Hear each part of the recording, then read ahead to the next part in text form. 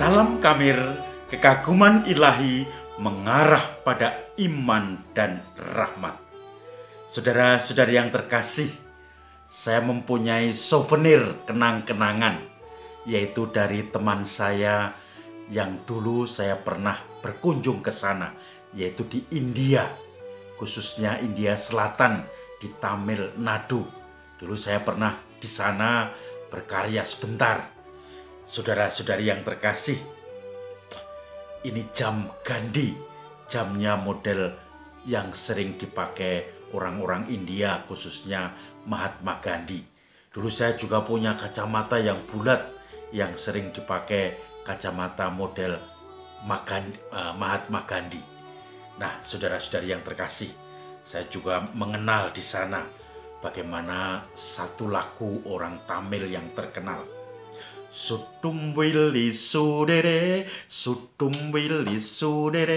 yenulakam une sutrute.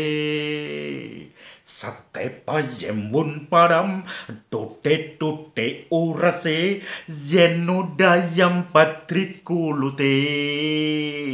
Wun wili hil wilunder, win heli wil paranten, ang tuhu kang sopanan kanden. Unale ang tuhu kang sopanan kanden. Saya tidak bisa tidur karena melihat wajahmu, karena engkau sopanan kanden.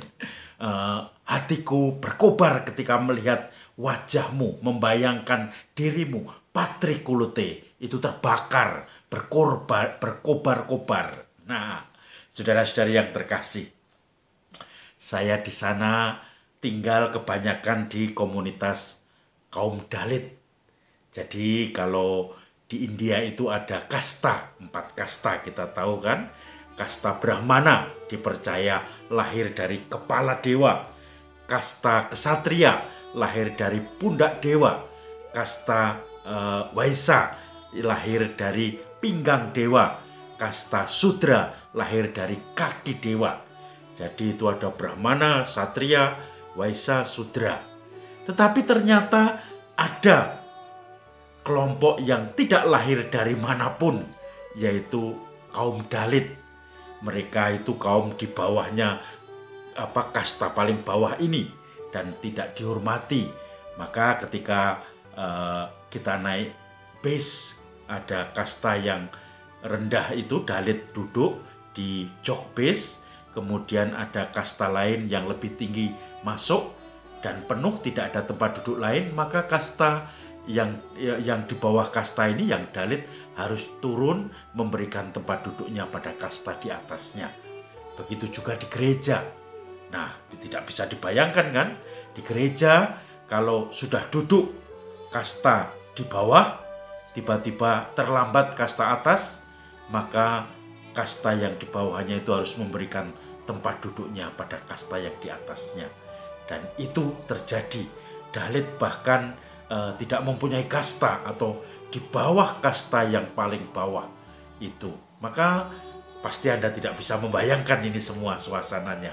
Maka saudara-saudari yang terkasih, saya hanya mengenalkan pengalaman saya ketika saya di India.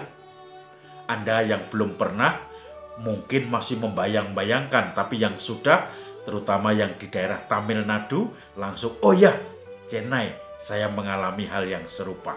Nah, Injil hari ini pun Yesus berbicara seperti itu juga.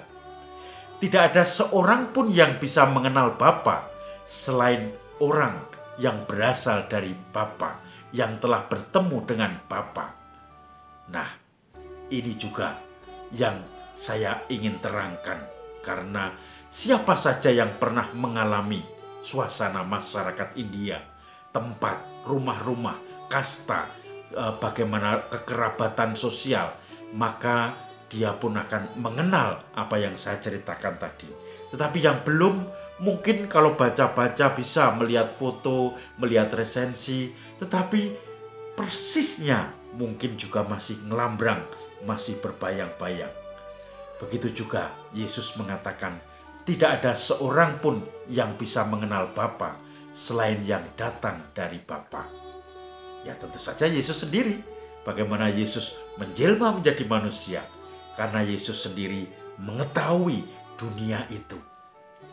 Sehingga Yesus juga mengatakan bahwa kamu semua tidak bisa mengenal aku kalau kamu tidak dituntun oleh Bapa, tidak diajari oleh Bapa. Dan kamu yang percaya, kamu akan mendapatkan keselamatan. Saudara-saudari yang terkasih, keselamatan itu kata kunci. Percaya maka mendapatkan keselamatan. Kamu akan titik-titik asalkan begini-begini. Itu premisnya. Kamu akan mendapatkan keselamatan kalau kamu percaya. Setelah itu Yesus berbicara tentang roti hidup. Barang siapa makan roti hidup ini, yaitu tubuhku sendiri, dia akan mendapatkan hidup yang kekal. Syaratnya apa? Percaya. Tidak ada yang kalau kita tidak percaya, maka itu tidak akan terjadi. Syaratnya adalah percaya. Maka kita tahu beberapa tempat sering ikut Ekaristi tetapi hanya melecehkan karena tidak percaya.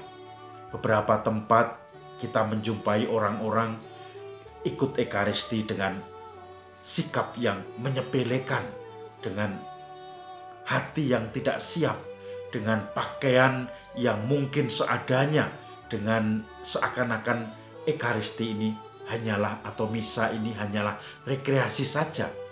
Show untuk model pakaian kita, untuk model kecantikan atau kegantengan kita, untuk model show off apa yang kita punyai, bahwa kita berasal dari kaum elit yang bisa kita tunjukkan pada semua orang ketika kita sedang berada di gereja.